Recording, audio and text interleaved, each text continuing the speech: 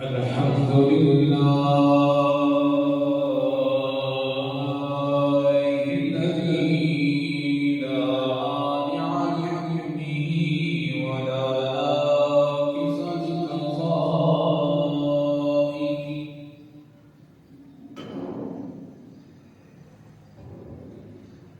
أما بعد فأعوذ بالله من الشيطان الرجيم. بسم الله الرحمن الرحيم.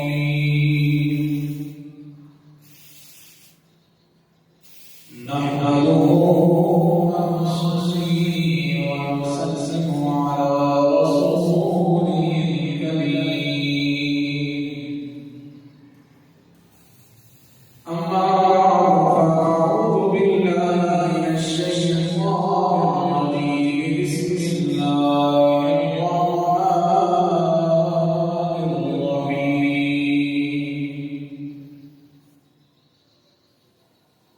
قال الله تبارك وتعالى في القرآن المجيد والفرقان الحميد: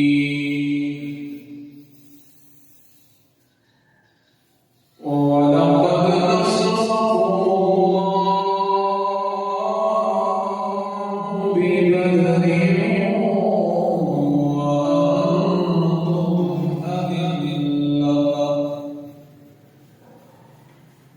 فاتقوا الله لعلكم تشكرون.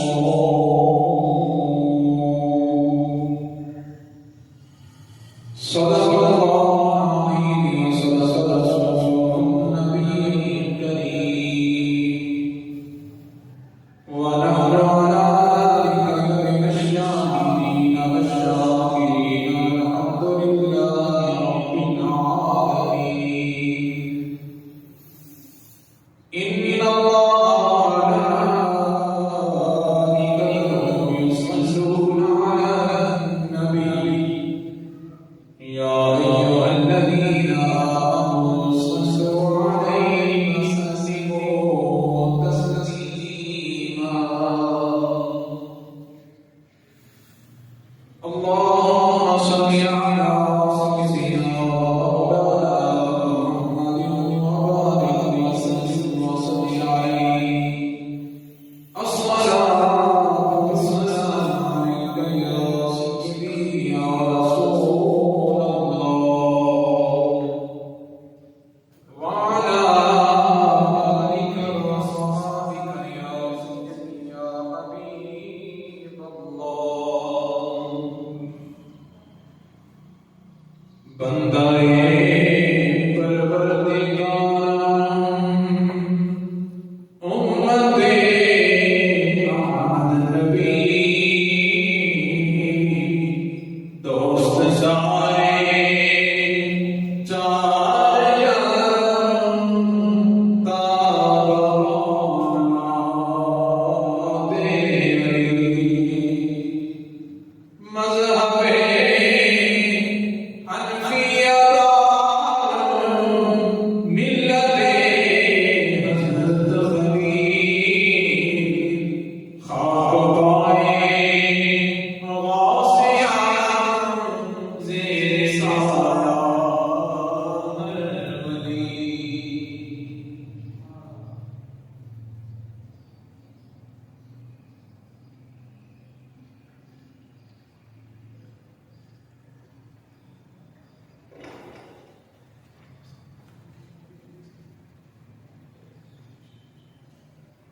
صدیق حسین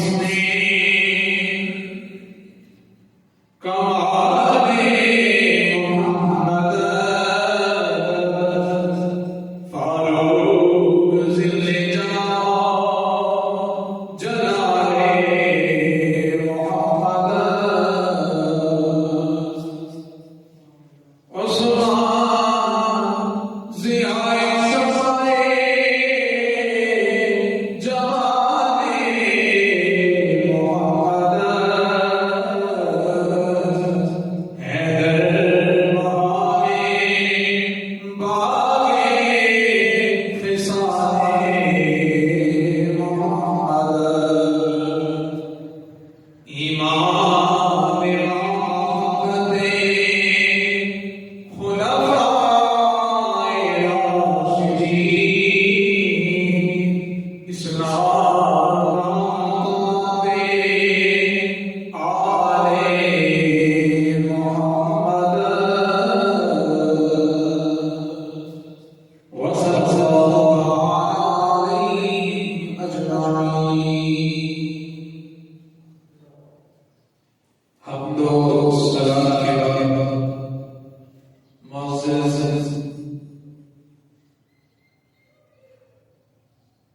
حاضرین سامعین و ناظرین، اللہ جل جلالہ وعظم نوالہ وأعظم شانہ وأتم برہانہ کا لاکھ شکر و احسان ہے کہ جس خالق ارض و سماوات نے ہمیں گناہگار کو سیاہکار کو جمعہ بار کی صورت اور بابرکت گھڑیاں نشین فرمائیں۔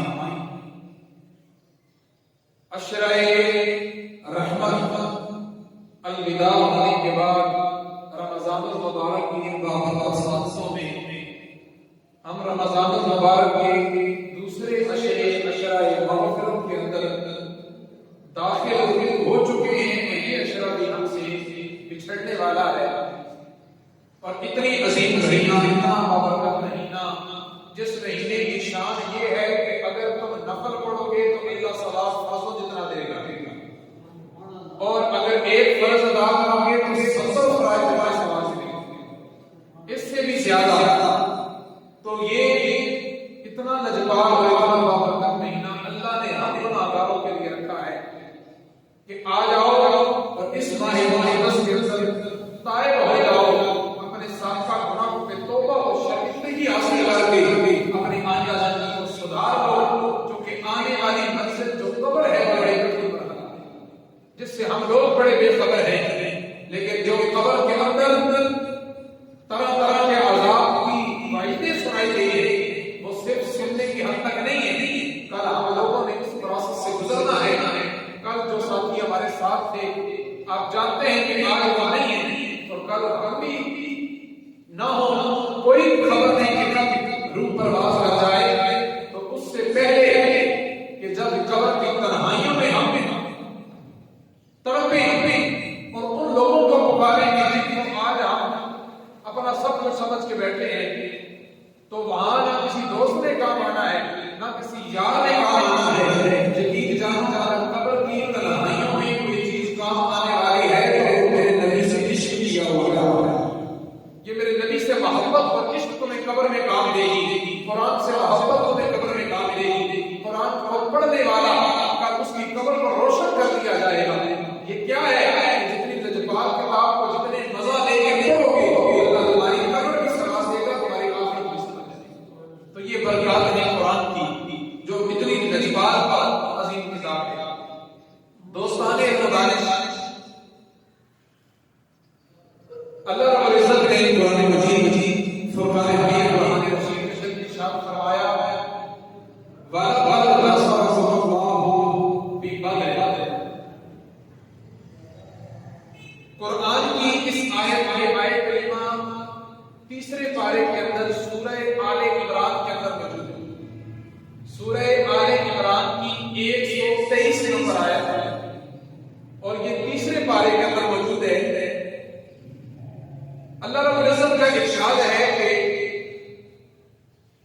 وَلَقَدْ نَصَرَكُمُ اللَّهُ بِبَدْرٍ، اور اللہ نے تمہاری مدد فرمائی بِبَدْرٍ، بدر کے میدان میں تمہاری اللہ نے مدد فرمائی، وَأَنْتُمْ أَذِلَّةٌ، اور اس وقت پر بے سر و سامانی کیا وَلَقَدْ، اور تحقیق نصرکم، اللہ نے نصرکم اللہ، اللہ نے تمہاری مدد فرمائی، کب فرمائی؟ ببدر، بدر والے دن۔ ابھی ترجمہ سننے میں اس آیت کی روشنی کی طرف آؤں گا۔ اللہ نے تمہاری مدد فرمائی بدر والے دن، بدر کے میدان میں اللہ نے تمہاری مدد فرمائی، وَأَنْتُمْ أَذِلَّةٌ، اور اللہ نے مدد اس طرح فرمائی کہ جب تمہارے پاس نہ کوئی سر و سامان تھا، تم بے سر و سامانی کے عالم میں تھے، اس وقت اللہ کی مدد و نصرت تمہارے سامنے حاضر رہی، اور ساتھ ہی فرمایا فَاتَّقُوا اللَّهَ، بس اللہ سے ڈرتے رہو۔ مولا کیوں اپنا ڈر دے رہا ہے؟ لَعَلَّكُمْ تَشْكُرُونَ، فرمایا اس لیے ڈرو کہ تم شکر گزار ہو جاؤ، اللہ کا ڈر رکھو اس لیے کہ تم شکر گزاروں میں شامل ہو جاؤ۔ یہ قرآن کریم کی جو آیت مقدسہ ہے سورہ آل عمران کی 123 نمبر آیت ہے، آپ احباب کے سامنے میں نے تلاوت کی ہے۔ توجہ رکھنی ہے کہ اس آیت کے اندر اللہ رب العزت نے ہم مسلمانوں کو ہماری رغبت دلائی ہے. سب سے پہلے یاد رکھیں کہ جو بھی قرآن کی آیت، ہر ایک آیت کا شان نزول ہے، کوئی نہ کوئی سبب ہے نازل ہونے. کوئی آیات اس موقع پر نازل ہوئی، کوئی اس موقع پر نازل ہوئی، کوئی فتح مکہ پر، کوئی فلاں. ہر موقع کی نسبت سے اللہ کا قرآن انسانوں کی رہنمائی کے لیے اترتا رہا. اور جو آپ جانتے ہیں کہ کم و بیش 23 سال کا عرصہ قرآن کریم کو اترتے اترتے لگا ہے. چونکہ قرآن ایک دفعہ اکٹھا نازل نہیں ہوا. قرآن کی کبھی چند آیات نازل ہوتی، کبھی ایک سورت نازل ہوتی، تو وقتاً فوقتاً قرآن اترتا رہا. اور یاد رکھیں کہ قرآن کی جس آیت کی تلاوت ابھی میں نے کی ہے نا، یہ سورہ آل عمران کی 123 نمبر آیت ہے. تیسرے پارے کے اندر کبھی جا کر کھول کے قرآن کو پڑھیے گا کہ اللہ نے یہاں مسلمانوں کو کتنی بڑی عظمت و شان عطا فرمائی ہے. اللہ کا قرآن کہتا ہے وَلَقَدْ نَصَرَكُمُ اللَّهُ بِبَدْرٍ، اور تحقیق اللہ نے تمہاری مدد فرمائی بِبَدْرٍ، بدر والے دن، بدر کے میدان میں. وَأَنْتُمْ أَذِلَّةٌ، جب تم بے سر و سامان تھے، بے سر و سامانی کے عالم میں تھے، تو میرے رب نے تمہاری مدد فرمائی. وَأَنْتُمْ أَذِلَّةٌ فَاتَّقُوا اللَّهَ لَعَلَّكُمْ تَشْكُرُونَ، بس اللہ سے ڈرتے رہو اس امید پر کہ تم شکر گزاروں کی شامل ہو جاؤ، تاکہ تم شکر گزاروں میں شامل ہو جاؤ. اس لیے اللہ کا ڈر شامل رکھو. اب اس آیت کریمہ کا پس منظر سن لیں گے. چونکہ 17 رمضان المبارک ہے، اس آیت مقدسہ میں جو بیان ہے وہ غزوہ بدر کا ہے. کس کا ہے؟ بولے ذرا محبت سے بولے، کس چیز کا بیان ہے؟ غزوہ بدر کا. یہ وہ پہلا مسلمانوں کا غزوہ ہوا، یہ پہلی مسلمانوں کی جنگ ہوئی جس میں اللہ نے مسلمانوں کو فتح سے حاصل.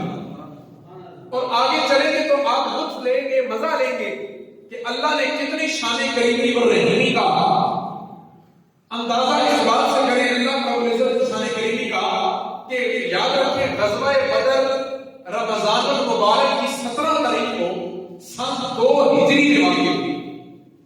سن 2 ہجری، میں نے آپ کو پہلے بھی عرض کی تھی کہ ہجری جو سال ہوتا ہے کہ رسول اللہ نے جب مکہ سے مدینہ ہجرت فرمائی نا، تو پہلے عرب کے اندر جو بہت بڑا واقعہ رونما ہوتا تھا، اس کے بعد جو لوگ تھے وہ سالوں کو گنا کرتے تھے. بھئی فلاں واقعے کو گزرے ہوئے اتنے سال ہو گئے، فلاں بڑا واقعہ ہوا تو اس کو اتنے سال ہو گئے.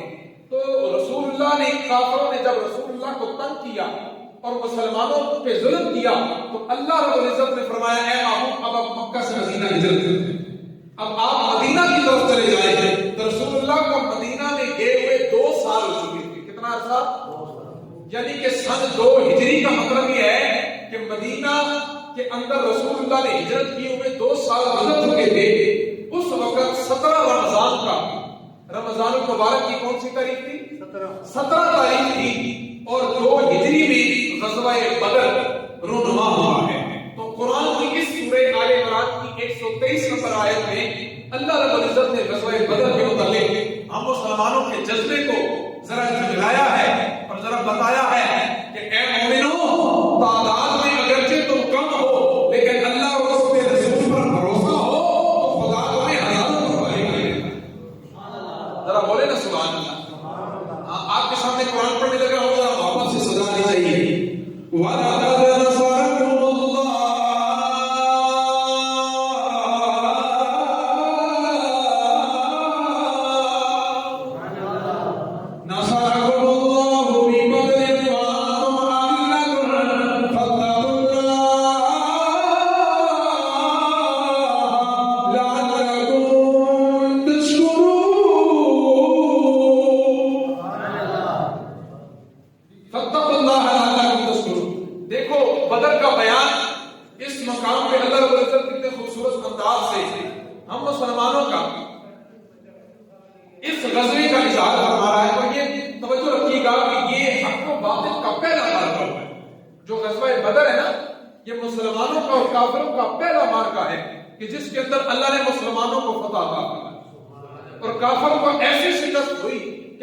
ذلیل و خوار ہو کر رہ گئے.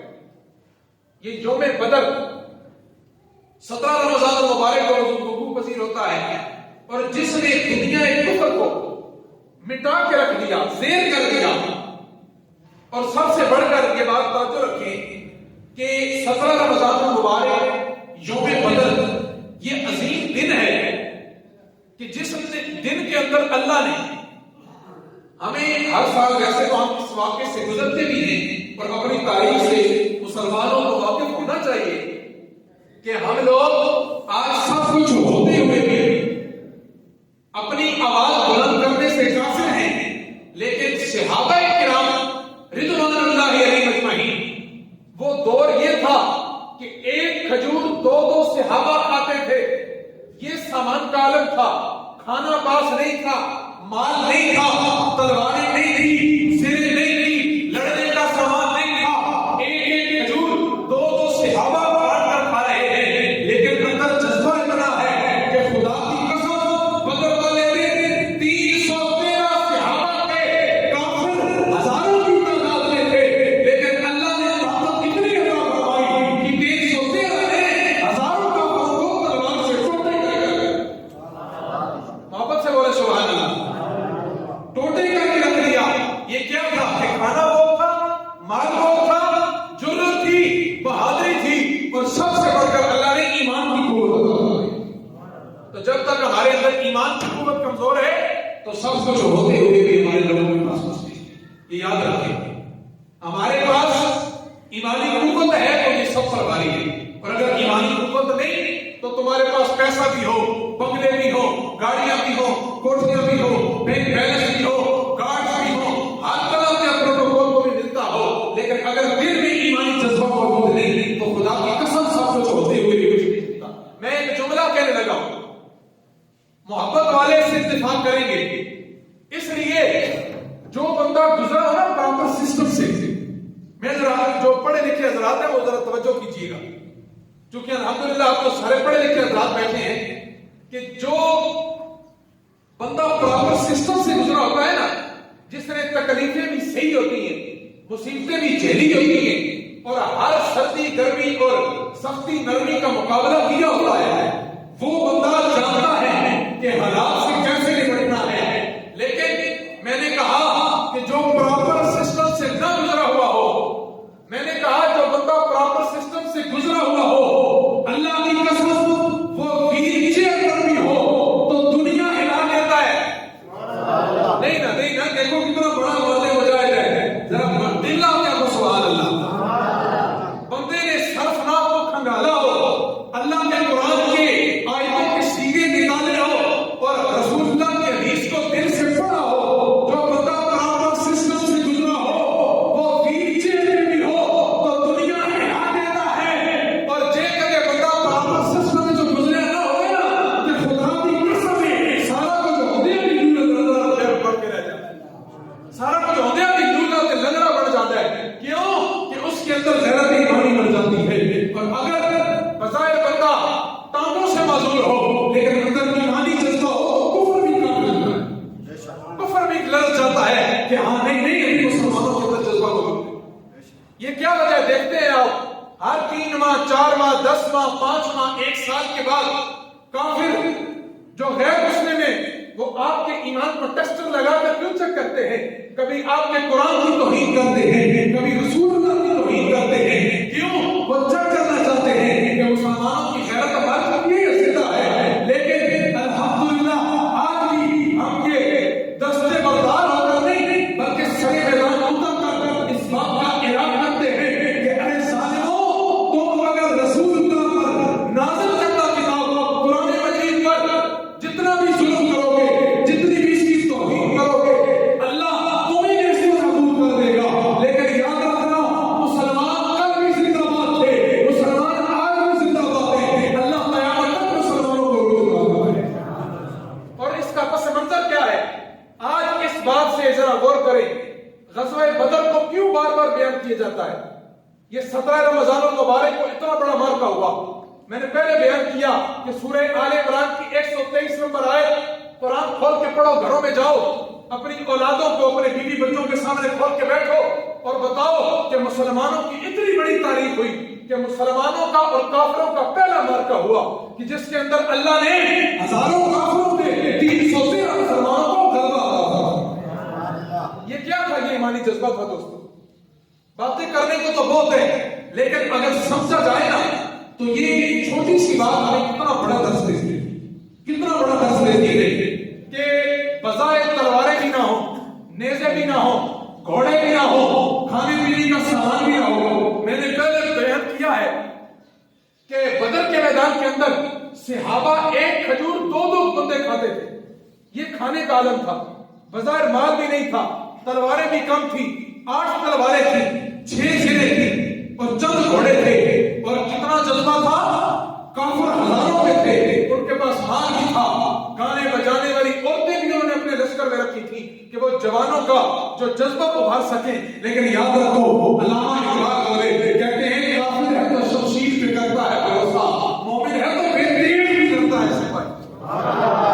مومن ہے تو وہ تلوار پہ بھروسہ نہیں کرتا، وہ اللہ اور اس کے رسول پر بھروسہ کرتا ہے. یہ سب سے بڑی بات ہے. توجہ رکھیے گا. کفار جو قریش مکہ تھے نا، انہوں نے مسلمانوں کو طرح طرح کی تکلیفیں دی، مصیبتیں دی. مسلمان تنگ ہو گئے. جب مدینہ کے اندر جا کر رہنے لگے، تھوڑا سا سکون ہوا تو ان بے ایمانوں نے، بالخصوص ابو جہل نے جو حضور کا سگا چچا تھا لیکن اس امت کا فرعون اسے کہا گیا ہے کہ اس نے ظلم میں انتہا کی. جس طرح موسیٰ علیہ السلام کی قوم کے اندر فرعون نے چھوٹے چھوٹے بچوں کے گلوں پہ تلواریں پھیر کر بچوں کو قتل کر دیا، اس طرح اس امت میں سب سے زیادہ بڑا ظلم کی انتہا جو پہنچائے وہ حضور کا چچا ابو جہل تھا، جس نے کمری والے کو کتنی تکلیفیں دی، مسلمانوں کو، صحابہ کو کتنی تکلیفیں دی. لیکن یاد رکھو جب مرا تو اس کی حالت کیا ہوئی اور اس کو مارنے والا کون تھا، یہ آگے جا کر میں بیان کروں گا، پر انشاءاللہ آپ لوگ اندوز ہوں گے. یہ یاد رکھیں چونکہ رسول اللہ علیہ السلام کا یہ جو لشکر تھا نا، 313 جو صحابہ تھے، بظاہر یہ خالصتاً اس لشکر سے لڑنے کے لیے نہیں گئے. یہ جب ان کو پتا چلا کہ اس طرح لشکر جو ابو سفیان کا بات لمبی ہے لیکن میں مختصر کرنا چاہتا ہوں تاکہ بات منو آپ تک پہنچ سکے. واقعہ طویل ہے، وہ آپ جا کے طرح سیرت کی کتب سے پڑھیں تو لطف اندوز ہوں گے. یوم بدر کے واقعات آپ کو ملتے ہیں، لیکن بات جو مقصد کی ہے وہ یہ ہے کہ امام الانبیاء کو جب پتا چلا کہ ابو جہل اس طرح لشکر لے کر آ رہا ہے اور کافر بھی کافی تعداد میں ہیں اور وہ مسلمانوں پر حملہ کرنا چاہتے ہیں، تو رسول اللہ نے ایک میٹنگ بلائی. کیا بلایا؟ میٹنگ بلائی، صحابہ کو اکٹھا کیا. اور دیکھو کون سے صحابہ تھے؟ ابو بکر جیسی شخصیت ہے، عمر بن خطاب جیسا موقع مجاہد بیٹھا تھا، عثمان غنی بیٹھے تھے، مولا حیدر کرار بیٹھے تھے. اور عثمان غنی کے بارے میں یہ آتا ہے کہ ویسے تو 312 لوگ جو تھے وہ بدر کے اندر لڑے ہیں، لیکن حضرت عثمان غنی کو بھی شامل کیا جاتا ہے. یہ اپنی زوجہ حضور کی بیٹی، ان کی خدمت کے اندر مصروف تھے چونکہ وہ بیماری کی حالت میں تھی، تو رسول اللہ نے ان کو اپنی بیٹی کی خدمت کے لیے چھوڑا تھا کیونکہ آپ کی زوجہ تھی حضرت عثمان کی، تو یہ شامل نہیں ہو سکے. لیکن اللہ نے مقام بدریوں کا عطا فرمایا، مقام بدریوں کا عطا فرمایا. توجہ، بات ذرا توجہ سے سننی ہے. امام الانبیاء نے میٹنگ بلائی، کہا صحابہ وہ تو لشکر آ گیا ہے، ذرا توجہ رکھیے گا. لشکر بولو نا، لشکر آ گیا ہے تو کیا کرنا ہے؟ ابو بکر کھڑے ہو گئے، عمر بن خطاب کھڑے ہو گئے، کہا کملی والے ساڑیاں جانا نہیں ہوگا. رسول اللہ فدا کا امی و ابی، ہمارے ماں باپ پر قربان ہیں، ہم حاضر ہیں. رسول اللہ نے فرمایا نہیں، آپ مہاجرین کی طرف سے کھڑے ہوئے ہو، میں ذرا انصاریوں کی طرف سے چیک کرنا چاہتا ہوں. اچھا، انصاری کی طرف سے دیکھنا چاہتا ہوں کہ کوئی اپنی محبت کا اظہار کرے. ابھی کملی والے کا کہنا نہیں تھا کہ حضرت انتظار کے قسمت کھڑے ہوئے. میرے آقا کے بڑے پیارے ساتھی ہیں. اچھا، یہ دو صحابیوں کی میں بات کرنے لگا ہوں لیکن دل کی تختیوں پہ اس جملے کو لکھ لینا. رسول اللہ نے کیا فرمایا؟ بخاری کے اندر یہ الفاظ موجود ہیں، بخاری شریف کے اندر یہ الفاظ موجود ہیں اور توجہ سے سماعت فرمانے آئے. اور ایک دفعہ ذوق سے ذرا نہیں، روزے کی حالت میں میں نے پہلے بیان کیا تھا کہ جو اللہ کی پاکی بیان کرتا ہے اور روزہ ہو یا نہ ہو، جو رب کے پاک کہتا ہے میرے رب اس نے سنا اس کو پاک فرما دیتا ہے. حضرت مقداد بن اسود کھڑے ہوئے اور کیا انہوں نے کچھ تقریر کی رسول اللہ کے سامنے. کس کے سامنے؟ حضرت مقداد بن اسود فرماتے ہیں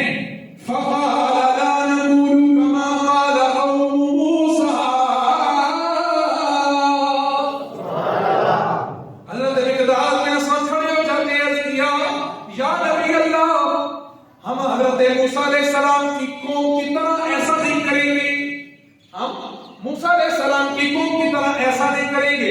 اذهب انت وربك فقاتلا کہ اے موسیٰ، جب موسیٰ علیہ اس کا پس منظر سن لیں. موسیٰ علیہ السلام کیا یہاں پہ حضرت مقداد بن اسود نے ذکر کیا ہے کہ فقال لا نقول كما قال قوم موسى اذهب انت وربك فقاتلا ولكننا نقاتل عن يمينك وعن شمالك وبين يديك وخلفك فرأيت النبي صلى الله عليه وسلم اشرق وجهه وسره. بخاری کے اندر حدیث پاک موجود ہے، یہ روایت موجود ہے. حضرت مقداد بن اسود کہتے ہیں کہ یا رسول اللہ، ہم حضرت موسیٰ کی قوم کی طرح ایسا نہیں کریں گے کہ یا نبی اللہ آپ لڑے اور آپ کا رب لڑے. ہم ایسا نہیں کہیں گے، بلکہ اے کملی والے ہم کبھی بھی ایسا نہیں کہیں گے کہ اے موسیٰ تو لڑ اپنے رب کو لے جا اور تم دونوں جہاد کرو، بلکہ یا نبی اللہ اگر لڑنے کی باری آ گئی ولکننا نقاتل من یمینک وعن شمالک. سونیا اگر جہاد کی باری آ گئی ہے ہم آپ کے بائیں بھی لڑیں گے، ہم آپ کے بائیں بھی لڑیں گے. اور کیا خوب الفاظ ہے وبین یدیک وخلفک. سونیا تیرے اگے بھی لڑا گے، مدینے والے آپ تیرے پیچھے بھی لڑا گے. فرأیت النبی صلی اللہ علیہ وسلم، جب کملی والے نے اپنے غلام کا یہ جذبہ دیکھا، اپنے غلام کا یہ جذبہ دیکھا، اشرق وجهه وسروا، تو کملی والے کا چہرہ خوشی سے جھومنے لگا. کملی والے کا چہرہ پر مسرت ہو گیا. حضرت مقداد بن اسود کہتے ہیں کہ یا رسول اللہ، اچھا انہوں نے حضرت موسیٰ کی قوم کی مثال کیوں دی؟ جب موسیٰ علیہ السلام نے قوم عمالقہ سے جنگ کرنے کا کہا اپنی قوم کو کہ اے قوم عمالقہ جاؤ اور لڑو، اللہ کا حکم آ گیا ہے، تو حضرت موسیٰ کی قوم جو بنی اسرائیلی تھے انہوں نے کہا اے موسیٰ تو لڑ اور تیرا رب لڑے. نبی اللہ کو کہنے لگے کہ یا نبی اللہ آپ لڑے اور آپ کا رب لڑے، ہم نہیں لڑتے، ہم بیٹھے ہیں. کیونکہ اس قوم کو من و سلوہ ملا تھا، اتنی نعمتیں اللہ نے دی تھی، لیکن پھر بھی لڑنے کے لیے تیار نہیں تھے. لیکن جب باری میرے اور تیرے نبی کے غلاموں کی آتی ہے، یہ وہ صحابہ ہیں جو ایک ایک کھجور دو دو صحابہ کھاتے تھے، کھانا پاس نہیں تھا، لیکن لڑنے کی باری آئی کہ آخر لگے کملی والے اسی موسیٰ کی قوم کی طرح نہ آنے لگے، بلکہ ہم آپ کے آگے پیچھے جائیں بائیں ہر طرف سے لڑنے کے لیے تیار، ہم تو ہر طرح سے لڑیں گے.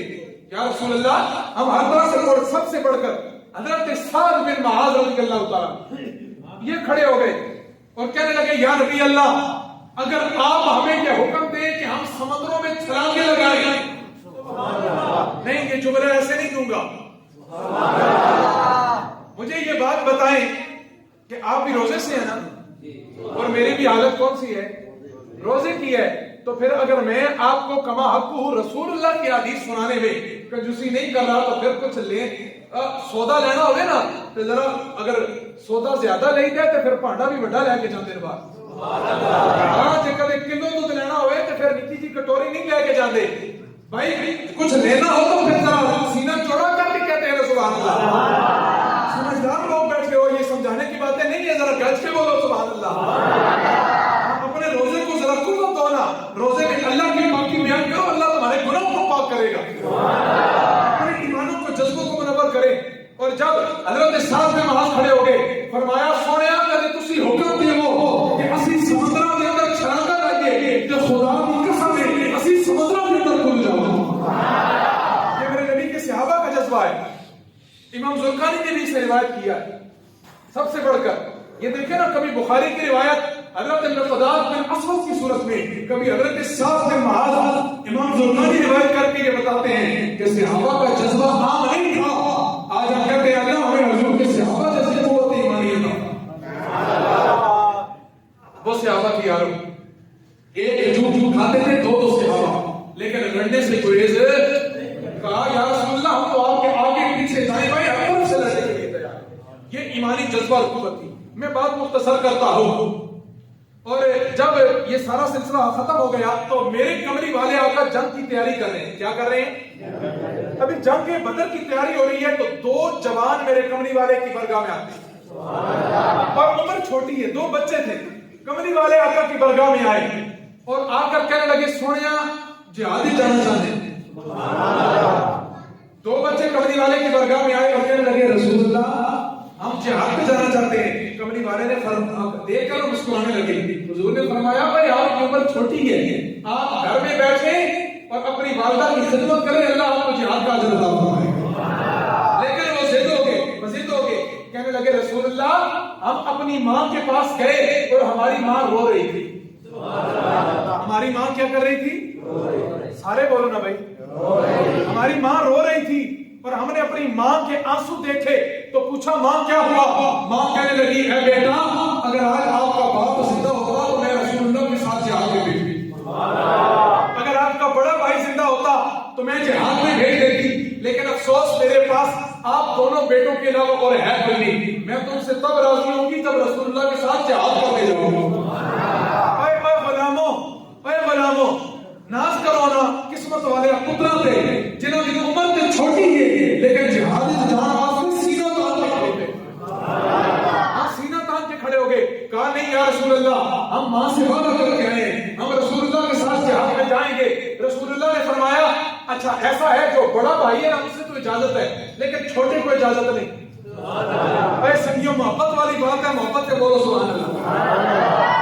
بڑے بھائی کو تو جنگ میں جانے کی اجازت ہے, وہ بدر میں جائے, لیکن چھوٹے کو اجازت نہیں, اس کی عمر چھوٹی ہے. چھوٹے کو کہا تو ماں کی خدمت کر, دیکھنا تو لڑے گا بھی نہیں, ماں کی خدمت کرے گا اللہ تجھے جہاد کا اجر عطا فرما دے گا. لیکن چھوٹے کی آنکھوں میں آنسو جاری ہو گئی. یہ کیا تھا؟ ایمانی جذبہ تھا. چھوٹا کہنے لگا کملی والے نہیں ہو سکتا, بڑا بھائی جہاد جاوے تو میں کر رہا ہوں. فرمایا نہیں یا نبی اللہ میں تو بڑے سے زیادہ طاقتور ہوں.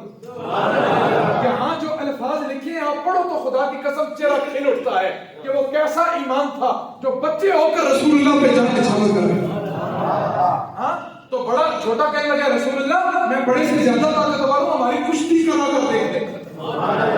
یہ الفاظ موجود ہیں کہ کشتی کرا کر دیکھ لیں. رسول اللہ کشتی کرا کر دیکھ لیں تو میرے اور تیرے کملی والے مسکرانے لگے.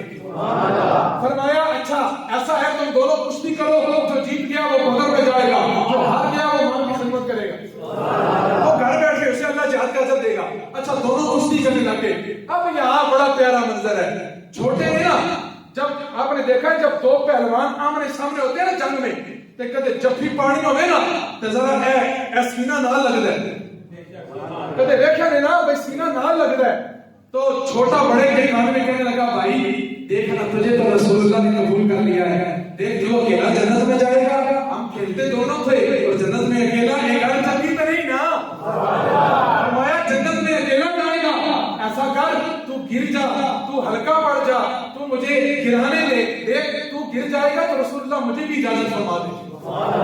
دونوں نے کشتی کی اور یارو اس کشتی کو دیکھنے والا ابو بکر ہے, اس کشتی کو دیکھنے والا مولا عمر ہے, اس کشتی کو دیکھنے والا حیدر کرار ہے, اس کشتی کو دیکھنے والے بڑے بڑے صحابہ ہیں, اور سب سے بڑھ کر کملی والے اس کشتی کو دیکھ رہے ہیں. اللہ چھوٹا جو بیٹا تھا اس مائی کا, چھوٹے نے بڑے کو پکڑ کر گرایا, بڑا گر گیا اور جب بڑا تو کملی والے مسکرانے لگے. فرمایا دیکھو نا صحابہ میرے عاشق جو ابھی عمر 16 سے 14 سال عمر ہے, عمر کتنی ہے غور کرو, کتنے سال؟ 16 سال یا 14 سال, یعنی 20 سال بھی عمر نہیں, اور لڑنے کا جہاد کرنے کا جذبہ, یہ جذبہ پر اندر پیدا ہے. مجھ سمیت اللہ ہر ایک کو یہ جذبہ ہوگا. ہاں پھر سن جدو جہاد کا اعلان ہوئے تے پھر سن بیوی بچے تے بیویاں تے جناب اپنے گھراں دی تے پیسے دی تے کوٹھیاں دی تے بکریاں دی فکر نہیں, بلکہ جب بات رسول اللہ کی عزت آئے تو پھر عاشق سینہ تان کے لگانے ہوئے. بات 2 منٹ میں میں نے کلوز کر دی ہے, لیکن آپ نے یہ جذبہ سلامت رکھنا ہے. اچھا جب وہ بڑا بھائی گر گیا نا تو رسول اللہ نے مسکرا کے کہا اے غلامو جاؤ میں نے دونوں کو گھر میں جانے کی اجازت عطا فرما. دونوں بھائی جنگ میں گئے اور یا رسول اللہ, سب سے بڑھ کر ڈاکٹر علامہ اقبال یہاں پر بولے. کون بولے؟ علامہ اقبال بولا اور کہنے لگے آپ تجھ کو بتاؤں تقدیر امم کیا ہے, آپ تجھ کو بتاؤں تقدیر امم کیا ہے, شمشیر و سنا اول طاؤس و رباب آخر. سب سے بڑھ کر فرمانے لگے کہ یہ کتنا بڑا پیارا جملہ تھا. اور جب صحابہ کرام لشکر روانہ ہو گیا، پہنچ چکے اور لشکر کی تیاری ہو گئی، حضرت مولا علی کو حضور علیہ السلام نے بھیجا اور امیر حمزہ کو بھیجا، اور ادھر سے عتبہ آیا، ولید آیا، شیبہ آیا۔ یہاں میرے کریم آقا علیہ الصلوۃ والسلام کے جو جانثار ساتھی تھے، سب سے پہلے رسول اللہ نے کچھ صحابہ کو بھیجا نا، تو وہ کافر کہنے لگے یہ ساڑھے پائے بھی نہیں، کوئی پائے دے بھیجو۔ تو پھر جب رسول اللہ نے بھیجا نا، تو اس وقت روایات کے اندر آتا ہے کہ مولا علی کی عمر 25 سال کی۔ کتنے سال کی عمر کی مولا علی کی؟ اور علی کے مقابلے جاوے جڑا تے پھر وہ بچ سکتا ہے مولا علی کی تلوار تھی کہ سب سے بڑھ کر یہ دیکھیں آپ منظر دیکھیں یارو 313 صحابہ ہیں، کتنے ہیں؟ اور کافر ہزاروں پر مشتمل ہے، 1000 کا لشکر ابو جہل لے کر آیا، لیکن جب لڑنے کی باری آئی تو یہاں حفیظ جلندری بول اٹھا۔ حفیظ جلندری کون ہے، کوئی بتا سکتے ہیں؟ ہاں، جس نے آپ کا قومی ترانہ بھی لکھا ہے وہ حفیظ جلندری، وہ بول اٹھا اور کہنے لگا یہ لشکر ساری دنیا سے انوکھا تھا، نرالا تھا، یہ لشکر ساری دنیا سے انوکھا تھا، نرالا تھا، کہ اس لشکر کا افسر ایک کالی کمری والا، اور سب سے بتایا تھے ان کے پاس 2 گھوڑے، 6 سرے، 8 تلواریں، پلٹنے آئے تھے، پلٹنے آئے تھے وہ لوگ دنیا بھر کی تقدیریں۔ کھانے کا سامان کتنا ہے؟ کچھ گھوڑے ہیں، 8 سرے، 8 تلواریں، 6 سرے، لیکن کافروں کو ایسے کاٹا کہ آج تک کفر قتل کا مقام یاد کر کے رو رہا تھا کہ صحابہ نے شکست دی ہے۔ اور سب سے بڑھ کر یہی ہے، اور جب ابو جہل کو کس نے مارا؟ 2 غلام میرے آقا کے آئے، اور اللہ کی قسم یہ بھی بچے تھے۔ روایات ملتی ہیں حضرت معاذ اور حضرت محبس، بولے حضرت اور حضرت محبس، یہ 2 چھوٹے شہزادے آئے اور آ کر حضرت عبد الرحمن بن عوف غالباً صحابی رسول کا نام ہے، اور ان کے پاس آ کر کہنے لگے کہ یہ بتائیں، عبد الرحمن بن عوف سے کہنے لگے یہ بتاؤ کہ ابو جہل کدھر ہے؟ حضرت عبد الرحمن کہنے لگے اور تم نے کیا کرنا ہے ابو جہل کو؟ کہا چچا باقی باتیں چھوڑ، صرف بتا ہے کدھر ہے کدھر؟ آپ کہتے ہیں میں نے اشارہ دیا، وہ سامنے گھوڑے پہ بیٹھا ہے، وہ دیکھ اپنے لشکر کو طریقے بتا رہا ہے۔ آپ فرماتے ہیں میں نے انگلی کا اشارہ پہلے کیا کہ بچوں کا پوچھنا پہلے دیکھا۔ کہتے ہیں حضرت معاذ اور حضرت محبت دونوں نے ابو جہل پہ حملہ کر کے 2 ٹکڑے کر دیا۔ یہ لشکر مسلمانوں کا ہے، یہ غیرت ہے، یہ غیرت ہے۔ اور سب سے بڑھ کر یہ دیکھیں کہ رسول اللہ علیہ الصلوۃ والسلام کے ساتھ محبت کرنے والے جتنے بھی صحابہ کرام آئے، ان سب چونکہ ان کا جذبہ یہ تھا کہ قسم کھائی ہے مر جائیں گے یا ماریں گے ناری کو، سنا ہے گالیاں دیتا ہے وہ محبوب باری کو۔ ابو جہل کا خیال یہ تھا، وہ حضور پہ بھونکتا تھا، فرمایا ہم اس کے 2 ٹکڑے کر کے رکھ دیں گے جو رسول اللہ کا جواب درازی کرے گا۔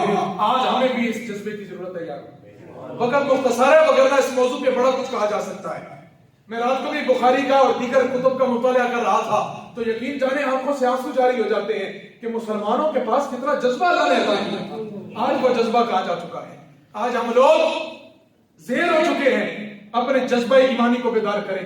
پیسوں پہ بکنا یہ ہمارا شیوا بن چکا ہے، سود کھانا ہمارا شیوا بن چکا ہے۔ اللہ ہمیں ان تمام لعنتوں سے محفوظ فرمائے اور اپنے نبی کے صحابہ جیسا جذبہ اور اتحاد رکھے۔ یہ ہر مسلمان کا ہونا چاہیے۔